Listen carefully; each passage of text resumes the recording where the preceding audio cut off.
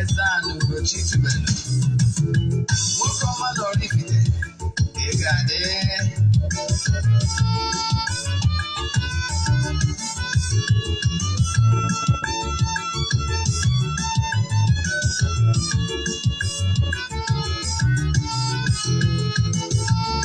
Odinana bụ eziokwu.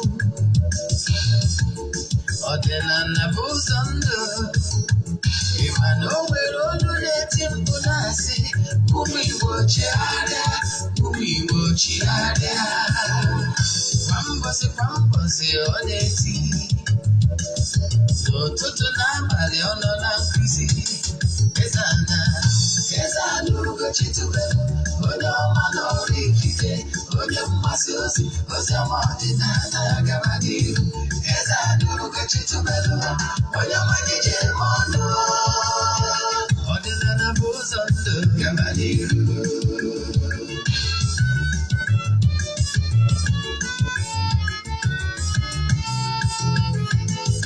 Eze-Ana Ugochi tubelu, onye ọma na oraifite, onye mgbasa ozi ọma ọdịnala gaba n'ihu. Eze-Ana Ugochi tubelu, onye ọma jeje eme ọnụ. Ọdịnala bụ ụzọ ndụ gaba n'ihu. Eze-Ana ga-adị. Ugochi tubelu ga-adị. Ugochi tubelu tempụl, ọ ya adị. Maka na eziokwu anwa jaja. Ndị okenye dịka anyị fọnta mbaki, ndị oche dị anyị fọnta mbaki. Fọdụ asị kala aka ghọrọ ụmụ Igbo si anyị rapụ nke anyị na nke faka mma. Buru Baịbụl bịa, akwụkwọ akụkọ mepekwa chọọchị fa, okpuru ụka bịakwa. Mmadụ Ugochi tubelu ekweghị ekwe. Eze-Ana si na ọma mme, ọdịnala ọmanwụ chacha. Oge ọbụla ọ na-eti, ọ nọ na nkuzi. Chukwu abịa ma gbaa gị ume, ọdịnala ya dị. Eze-Ana Ugochi tubelu, onye ọma na oraifite, onye mgbasa ozi ọma ọdịnala gaba n'ihu. Eze-Ana Ugochi tubelu, onye ọma jeje eme ọnụ. Ọdịnala bụ ụzọ ndụ gaba n'ihu. Eze-Ana Ugochi tubelu, onye ọma na oraifite, onye mgbasa ozi ọma ọdịnala gaba n'ihu. Ụtụtụ ọma na ụmụ ọdịnala Igbo, abịakwa m n'ụbọchị taa n'oge awa nke eziokwu. Tata bụ nkwọ oru. Taa bụ nnukwu nkwọ ka m kpọọ ya. Ịma na ọdịnala Igbo na ihe mere Igbo, alụ mere Igbo wee chefucha etu anyị si wee na-agụ ụbọchị. Taa bụ nkwọ a na-akpọ nkwọ oru. Enwere nkwọ oru, nwee nkwọ ụkpọrọ, nwee ụbọchị nwee eke oru, nwee eke ụkpọrọ, nwee ori oru, nwee ori ụkpọrọ, nwee afọ oru, nwee afọ ụkpọrọ. Mgbe ọnwụ na ị nụrụ oru bụ nke nnukwu, the big one.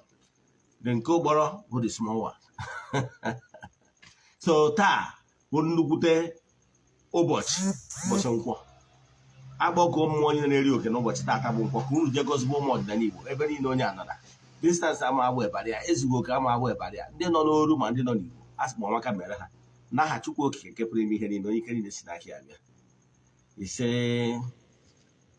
ekenego m ndị niile sonyere anyị n'oge awa nke eziokwu.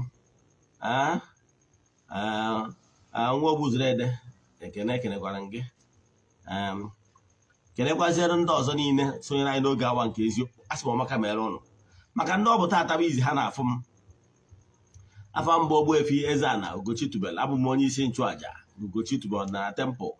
Anyị na-agba afa miri emi, lụkwazi ọrụ mmụọ dị iche iche. Abụ m onye isi mgbasa ozi na onye isi nchụaja na Ugochi tubelu Ọdịnala tempụl. Ekwuona m ya. Anyị na-agba afa miri emi, lụkwa ọrụ mmụọ dị iche iche. Abụkwazi m onye isi nchụaja na Ugochi tubelu prayer group known as Odinana Restoration Prayer Ministry. Broadcast onye mgbasa ozi Odinana Igbo. So you can call me an Odinana evangelist. I will answer. My mission is to help people live better life. N'ụbọchị taa n'oge awa nke eziokwu ihe anyị ji bịa wee kọwalụ ndị mmadụ uru nyara ihe bụ ekpere nyara ịga ọfọ maka na ịga ọfọ na ikpe ekpere bụ ofu ihe.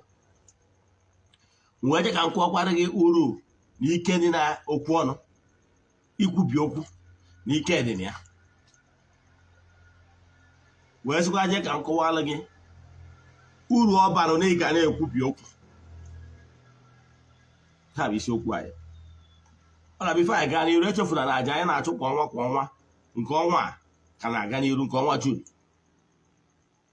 Ọ bụrụ na isonyebughị na nke ọnwa Jun mana ị chọrọ isonye na nke ọnwa Julaị, ndị na-esonye bụ na ya amarịgo ka esi eme mana maka gị bụ onye ọfụ ihe ị ga-eme bụ chaatị m na WhatsApp. Forward ya 3 prayer request. Email donation token to the account number. Chaatị m na WhatsApp agwa gị other details I need from you. My WhatsApp number is 0805-7837672. I repeat, 0805-7837672. Then, can I get my zero here? He got my table. No worry, Uru. Then, Naja in Igbo.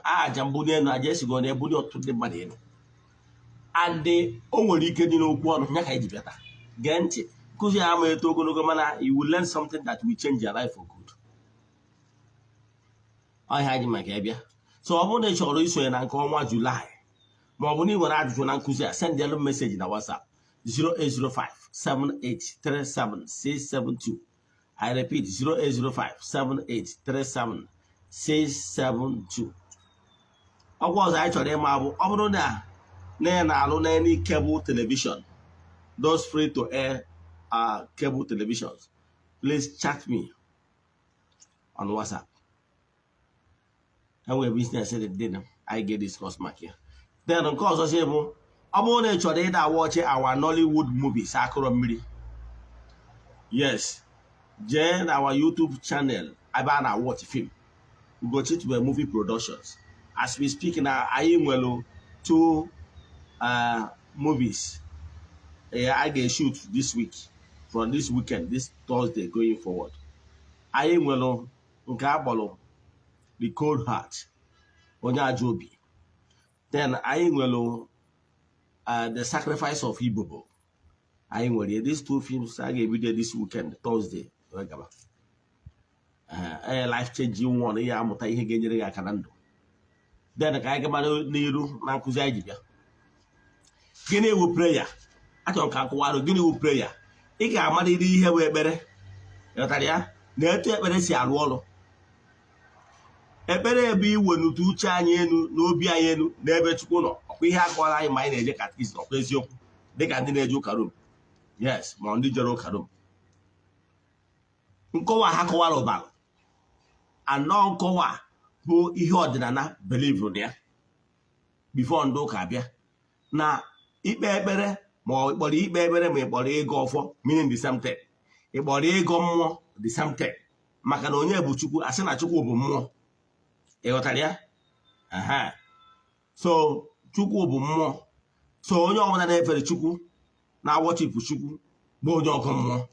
Onye ka anyị sị na mbụ nọmba 1 onye ọgọ mmụọ. Ị ghọtara ya? Onye ka anyị sị na mbụ nọmba 1 onye ọgọ mmụọ. Ọ bụrụ na later today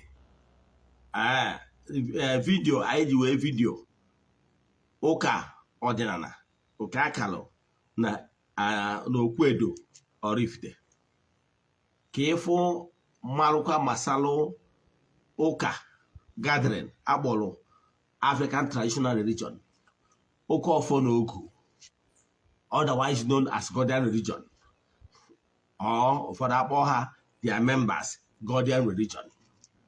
Ndị na-ekwenyere na ife ya n'otu chi na-esighị n'aka Jizọs wee jekwuru ya.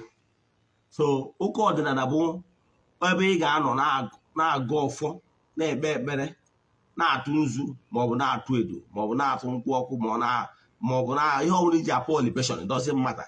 Ihe dị mkpa bụ na ị nwere time when you communicate with the creator, the unmovable mover, the creator of the whole universe. However, while communicating with the unmovable mover bụ chi nke ukwu a, then ị nwekwara ike ịkpọ ndị anjelu nke Chukwu nọ ka ndị ministers of the onye nọ n'Abuja.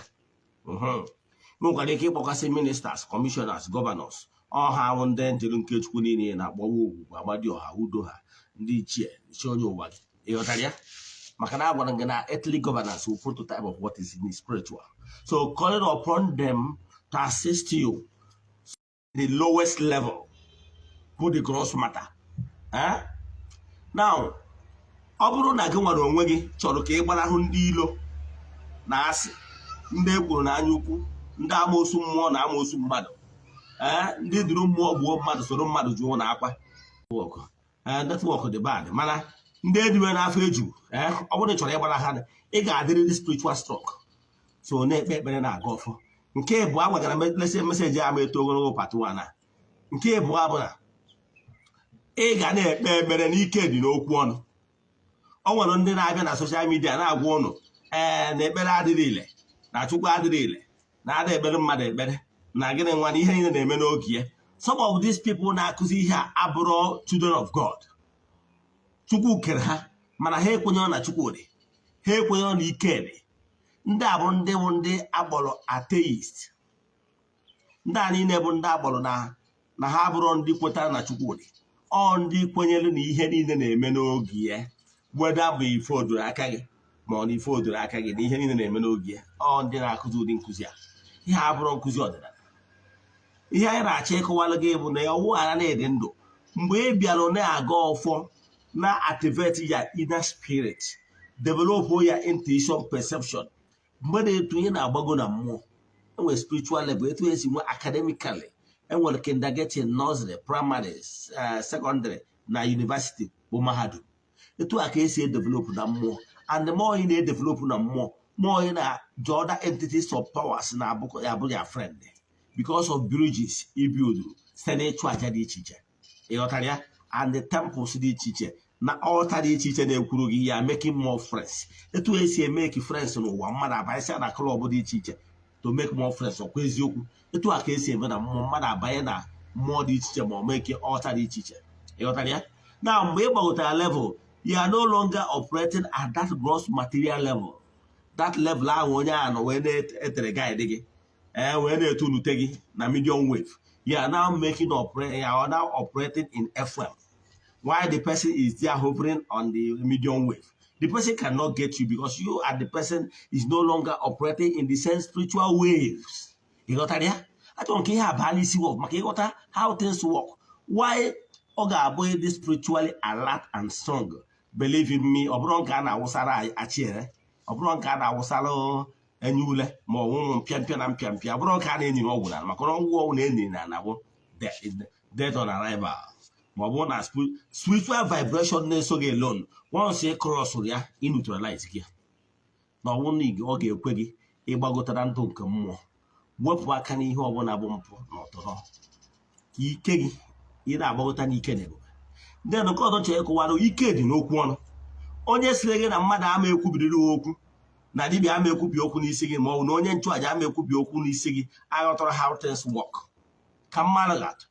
O nwere mmadụ 10 nwere na mkpa, ha nọ na mkpa nọ n'ihe mgbu na ihe ibe anya mmiri na ibe arịrị. Mgbe ha bịakwutere the Messiah, who is Messiah, the bringer of truth to his people, bụ Rabbi, bụ Jizọs ndị ụka ọbịa. O wee sịrị ha, jeenụ gosi na ụkọchukwu onwe ụnụ, jeenụ gosi na ụkọchukwu onwe ụnụ. Ihe ọ pụtara bụ na ọma na ndị ụkọchukwu ga-ekwubi okwu n'isi mmadụ. Mana mgbe ha na-agazi bifo ha ejefu n'olu n'ebe ndị ụkọchukwu nọ, ofu onye n'ime ha chọpụtara na ahụ ya adịghị ya mma, o wee gbachighị azụ n'ebe Jizọs nọ, wee sị ya na ya na-agazikwa fụ na ahụ ya adịghị mma. O wee sị ya na ọ bụrụ mmadụ 10 ka ya gwụrụ, ka ebe mmadụ ndị ọzọ nọ. Onye si na ike adịrọ n'ikwubi okwu. Ka mmakwara n'ofu atụ, ana m eji nkụzi ịma wee maa alụghị atụ. O nwere nkụzi a gwara anyị n'onwe nwa agbọghọ nta nke nwụrụ anwụ. Mana Jizọs bịakwutere ya wee sị ya talitakum, nke pụtara na asụgharị ya n'olu be anyị nwa agbọghọ nta bilite. Nwa agbọghọ nta bilitere. Agwara m gị na ọ bụrụgoro na mmadụ kubiri ume taa, ọ bụrụ na dị spiritually strong, now when the person is still connected to the spiritual umbilical cord, you can call the person back to life. Ọ bụrụ ibe akwa mgbe mmadụ nwụnarị na sick bed ị na-ebe akwa, ịghọtara ihe nwere ike imewu at that point in time or exercise that your spiritual power to call the person back to life and make a valid point why the person should be back to life. Now, if the universe, the forces of nature grant your wish, the person will be back to his body when the spiritual umbilical cord is still connected to the person. Mana mgbe ọbụla esiviali ya, no coming back. Amara m na ọ dị ka nkụzi ọgbọgọta to level erubere na ya. Yes, achọrọ m ka mgbagota obere ka ịghọta maka ọnwụ niile eme operate na higher level. Then nke a ga nke ọzọ na-achịkọwala gị bụ na ọ bụrụ na n'ịbụ onye pay attention na ndụ nke mmụọ gị, ịfụ na ike dị n'okwu ọnụ. Onye ọbụla si na ike adịrọ n'okwu ọnụ amara ihe ọ na-eme. Ka mmakwara gị atụ, o nwere onye a na-akpọ Dorcas bụ ọgọ Peter na-achụ àjà na-enyere ndị mmadụ aka n'ụzọ dị iche iche, na-achụ àjà na-emesara aka. Mana mgbe ọ Peter bịara, ndị mmadụ na-ebe akwa na Dorcas wee si Peter wee kpọlite Dorcas n'ọnwụ. Ịghọtara ya? Peter bụ mmadụ nkịtị mana o develop go spiritual strength to higher level. So o nwere authority ikwubi okwu na ndụ mmadụ mgbe the umbilical cord have not been severed. Ịghọtara ya? Gị nwa na onwe ga-emewu ya ma ọ bụrụ na ị develop ya spiritual level to that great height. Then nke ọzọ ka nkọzikwara ya nke ọzọ mere ka m bata na agba ochie before Christ.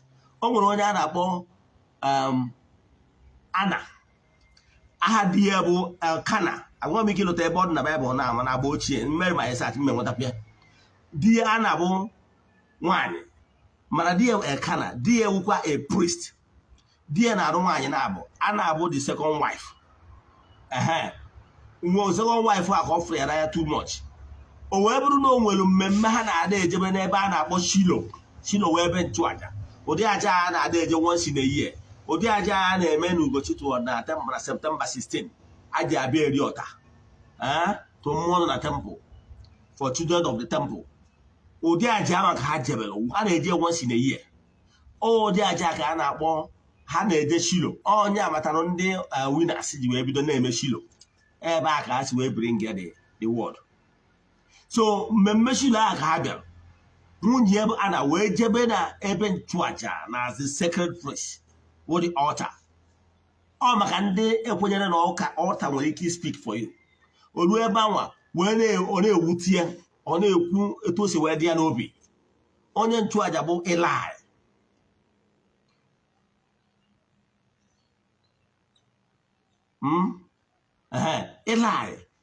wee pụta wee sị ya, wee nọ at a distance wee na-enye anya wee sị ya, Ana, kere nke ị na-ata muziri, kere nke ị na-ekwuzi etu a na-ekwu ụbarakata okwu. O wee sị onye nwe m na-etu o si dị m n'obi ka m ji wee bịa n'iru Chineke. Onye siri na enwere altar. Onye siri na enwere altar. Onye na-ekwu na enwere altar does not understand how things work. Quote me anywhere. O wee bịa n'ihu altar na-ekpe ekpere. Onye nchụaja. Onye siri na enwere onye nchụaja. Ka onye siri na enwere onye nwere ike ikwubi okwu na ndụ gị ka udo bido ede. Onye kwuru nke a. Onye na-ekwu etu a bụ onye aghọtara how things work. Ekere ọrụ eke, enwere ndị nwere onyinye ikwubi okwu ọ bịara mmezu. Ịghọtara ya? Echefukwala na Ana na di ya Elkana na Elkana bụ onye nchụaja. Maka ndị nwere ike isi na ha nwere ọnụ. Yes, dear Elkana, and I can tell you na Ana na dear Elkana have been praying at their various homes. Ma ndị ọzọ dị iche iche. Mana no need na ha ga-ejeriri n'ebe nchụaja, special dedicated altar, the higher altar. Ha ruo ebe anwa, Chukwu okike na mmụọ na-ejere Chukwu na mmadụ ozi wee zute ha site n'aka Eli wee sị Ana, kere nke ị na-ebe akwa na-ama jijiji, kere nke na-eme gị, kere ịṅụrụ mmanya. O wee sị ya, mba onye nwe m na onwere mmanya ọbụla nwe oru gị ṅụrụ. Kama na-etu o si dị n'obi ka m ji bịa n'ihu ọta n'iru Chineke ka ndọwa obi m n'iru ya wee sị ya nekwasị m anya ebere. Nwanne anyị nwaanyị a na-akpọ Helen Nkume ji akụkọ ahụ kọrọ wee gụọ egwu. Ịlụtara Helen Nkume, Prophetess Helen Nkume, ọkwa ịlụtara ya? Yes, o ji wee gụọ egwu. O wee sị Eli wee sị ya, nwaanyị ngwa daa n'udo. Go home in peace. May your heart desire, the desires be granted. E wee sị na okwu a mere mgbe Ana na di ya nalụ wee mee ka ọ dị ka di na nwunye na okwu a mere ka Ana dị n'ime. Ana dịrị ime wee mụta onye a na-akpọ Samuel, akpọrọ nwa ayọtara Chukwu na ayịyọ. Ọ ihe Samuel mere. Ọ bụrụ na afa gị bụ Samuel, bido taa marụ na ihe afa gị mere bụ nwa ayọtara na ayịyọ. Ghọtara ya? O wee jee eme Samuel a wee mee gịnị? O wee dịrị ime wee mụọ Samuel. Ihe na-achọ ịkọwala gị bụ onye sịrị na ike adịrọ na nkwubi okwu. Onye sịrị na mmadụ enwere ike ikwubi okwu n'isi gị. Ana m achọ ịkọwala gị bụ onye akpọrọ ọrụ jụ ụlọ ime eje n'ihu ọrụ gị. Ime ihe eji apịawa gị azụ. Ihe eji apịawa gị azụ gwogwo bụ na ị jụrụ n'ime eje n'ihu ọrụ gị. O nwere ndị ọ bụ nọọsụ gị nwa ga-ekwubi okwu na ndụ ha. Ha nwere ike ime ite ndị ọzọ bụkwa ndị akpọrọ ọrụ mana ha kwubi okwu ọma abịa na mmezu. Ị ghọtara ya? E nwere onye bụ n'ọgụ nwa ga-edebe na nkwubi okwu n'isi ya. Ichefu na o nwere ogoro na agba ochie ndị n'ahịa ahụ na agwa wesị ha jebe na onye na-etu a na ha ga-enweta ọgwụgwọ.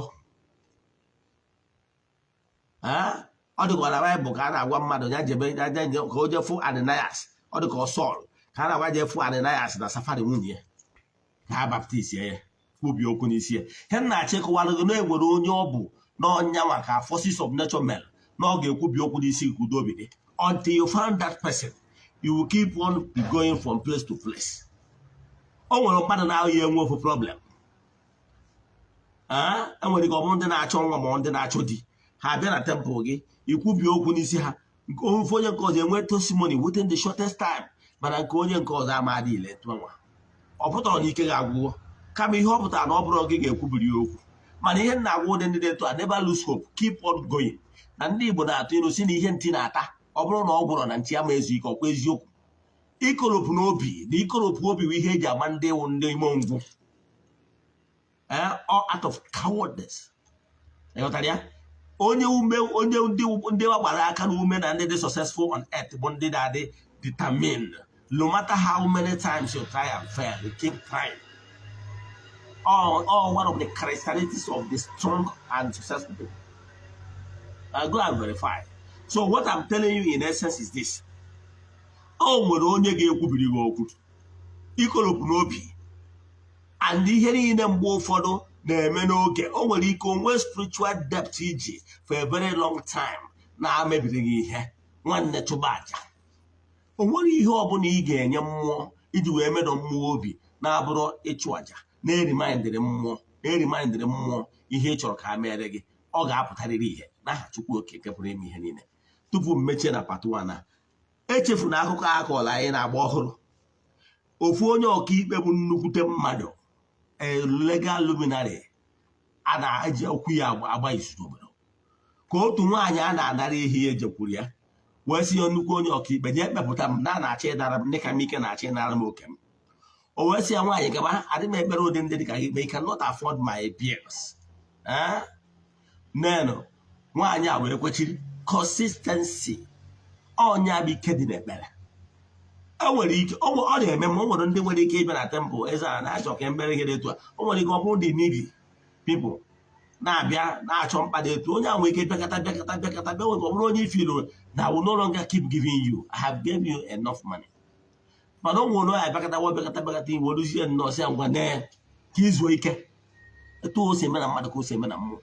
So keep calling your entities of powers ndị otu gị. Ndị Yoruba gwaba ha uru ọ bara na ha ga-agọzirịrị gị. I will never let you go unless you bless me. Keep going. Ike dara mba asịkwarị na enwetabeghị ihe na-achọ mebie. That is threat. That is act of convention. Maka na ihe anyị na-eme gosiri na ikwenyesiri ike na ọ bụrụ na ị chọrọ ka ndị mma na ị ga-eme ka ndị mma. Ị na-afụdata okwu a. Ọ na-awụ ụfọdụ ndị mmadụ bịa na temple kwuo okwu a ọ na-agbari m obi. O nwere ike ịbịa na ọ sị gị na Eze-Ana na onwere ọzọ ebe ọsọ na-ejezi. Since I have found you, obi mmụọ na matala gị ma ọ dị mma ma ọ dị njọ ebe a ka nọ. I'm not going anywhere again. so onye abịakwa ụdị okwu dị etu a o nwere ka o si eme m na ha ndị ụfọdụ kwuo ya etu a nke bụ eziokwu na ọtụtụ ndị kwuru etu a majority n'ime ha adịrọ disappointed maka na ọ na-ahịkwa ụdị okwu a eburukwa m etu ahụ o si kwue jee na tempụl sị ndị afọ anya nekwana ya nekwanụ ọrụ maka abịakwutere ụnụ nwa na-eme ọrụ ma ọ bụ ikwu okwu ma ọ bụ ịchụ àjà mana ụnụ ka ọ bụ imezu nekwana onye gbatara ọsọ ọ sịrị na ebe ahụ final bus stop na nwere ebe ọzọ ya na-eje so ihe a minụrụ bụ act of total convention na ihe ọ pụtara na ịdịgo total convention I will never go unless you bless me etu ihe mmụọ chọrọ ihe a ka nwaanyị ya mere nwaanyị ya gbara nkịtị ụtụtụ ọbụla ọ bịa kụọ aka na geti ihe ọbụla kụọ aka na geti nwoke asị no na nwaanyị mgba nwaanyị a nkịtị nwaanyị ya enwego total convention nọ mma ya ekpepụta ya dị afọ na njere m anya ekpepụta nwaanyị a na ọ ma hapụ m ka m zuru ike na ọ bụ ekwe ka m ṅụọ mmiri tọgbu utu o wee ekpepụta nwaanyị a kedu ihe mụtara n'akụkụ nkọ ike dị n'okwu ọnụ hapụ ndị amaghị Chukwu okike o nwere ndị nọ n'ụwa they are purely ha ekwetara na mmụọ ọbụla na-eme exist ụdị ndị na Facebook ọ nwere onye nke nna afọ ma chọrọ ịkpa afọ ya ekwetara na mmụọ ekwetara na ike dị o belivuru na ihe ọbụla na-eme n'oge ya ndị a bụrụ ndị kwetara na Chukwu okwetara na ekpere okwetara na ihe ọbụla so why wasting your time following such person yotago mana onye si ụdị ike adịrọ bụ ike dị ka m na-agwa gị kama onye afụ bụrụ na asị ka ya fụ mana mgbe ịfụ ịma na ike dị ịghọtara ya so gị ka m na-ekwu nwanne ekpebe ekpere nwanne chụba aja nwanne kwubiwe okwu ọnya ka ndị Igbo na-akpọ iju ogu ndị Igbo ejiri egwu a na-ajụ ogu ndị Igbo na-ajụ ogu a sị na onye isi anyị na-awa aja ya nwere nke chụọ anyị si ise asị onye sị ka obe anyị na ọkarịrị anyị mmụọ niile oru mmụọ na mnụ mmụọ niile anyị na ha so anyị na-awapụrụ ọjị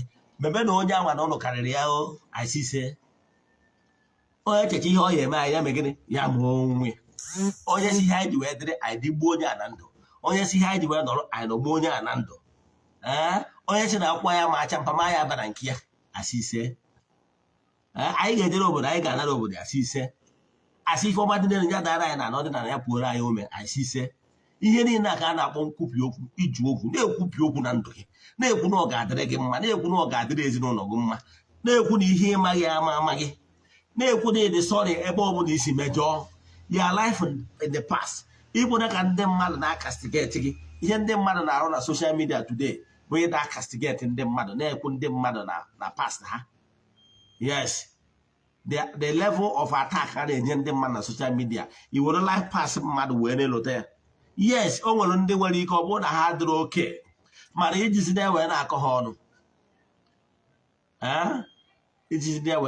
ọnụ so ọ bụgoro na mmadụ gbagburu akwụna na olden days mechaa chegharịa ma chigharịa wee zakọọla akpọrọ ya ọ bụrụ ọzọ ịpụtazi si na onye gbawa akwụna agbacha ọ dịrọ mma okwu ọjọọ ụnụ ekwuzina ya a sịgoro na o nwere ndị zuru oke n'ime ha o nwere ndị zuru oke ịghọtara ya so onye na-achọ ịkọwa bụ na ka ọ ghara ịbụzi na onye gị na ya na-awụwa achụ anụ ọnọpụtọsị na ụkwụ gị okwu anụ it's not good so ihe na-ekwu nwanne mana aga adara mba a sịkwarị na ndị mmadụ na-ekwutọ gị na-ekwu okwu dị aṅa ịdara mba remain consistent na-ekwu ihe ị na-ekwu na-agbasa obi ozi na-agbasa a sịkwarị na ịfụ abụọ resọt kwụsịrị ihe ị na-ekwu na-ekwubi okwu ọma n'isi gị na-ekwubi n'isi ezinụlọ gị na-agwa ndị afụrụ aja na ịdị sọrị onwe nke imere in the past na-agwakwazi ha na ikwerego ma kwenyesi ike na-agwakwa ha na ihe ịmaghị ya ama amaghị na asịgwa ori na o nwere ihe nne maọbụ nna gị maọbụ ụmụnne gị metara in the past maọbụ ihe gị onwe gị metara na ịdị sọrị ha biko ha ekwena ka ihe ndị a bụrụ hindrance n'ụzọ gị si nabata gị dịka gwada na-akụ nne ya n'ihi ihe mmụọ chọrọ bụ total convention you be blessed n'aha Chukwu okike nke pụrụ ime ihe niile ekwuo m okwu ngozi n'isi ndị niile sonyere anyị n'oge awa nke eziokwu na-ekwubi okwu n'isi ha dịka onye nchụaja si na ọmaka ga-emere ụnụ si na ihe ọma dị iche iche ga-emere ụnụ si na aha Chukwu okike nke pụrụ ime ihe niile ka ngọzi niile dịrị ụnụ na nkwọ abụ na nkwọ na eke abụ na eke na ori abụ na ori na afọ abụ na afọ si na ihe ọma ga-emerịrị ụnụ na nwa agụ amatarata afịa maka ihe na ihe ụnụ ga-eri ama aka ụnụ n'aha Chukwu okike nke pụrụ ime ihe niile ise Pretty Mirabel nnukwu nwaanyị I cite you ya gaziere gị na ndị niile sonyere anyị asị m ihe niile unu na-eme ọ ya gasịrị ụnụ na mbọ unu na-agba na Chukwu Okike ga-eziterịrị ndị ga-abịaficha ụnụ anya mmiri, na Chukwu Okike ga-eziterịrị ndị niile ga-abịa a ga-esi n'aka ha wee gọzie ụnụ, na mbọ unu na-agba ama abụ ihe nkịtị n'aha Chukwu Okike nke pụrụ ime ihe niile. Ise Sọnde nwa Ogbuzuru Ede ekelekwa gị onye nke m, ya gaziere gị na ị ga-enweta ihe ọma dị na mba werata n'ụlọ na-akụ ruo ụlọ onye kparị ya, ka ọ dịkwanụ n'oge awa nke eziokwu echi niile bụ Tuzdee ma bụrụ ụbọchị Eke. Ndị na-echa vidiyo metụrụ anyị aka na share button. Ka ngọzi nke onye nwe anyị Chukwu Okike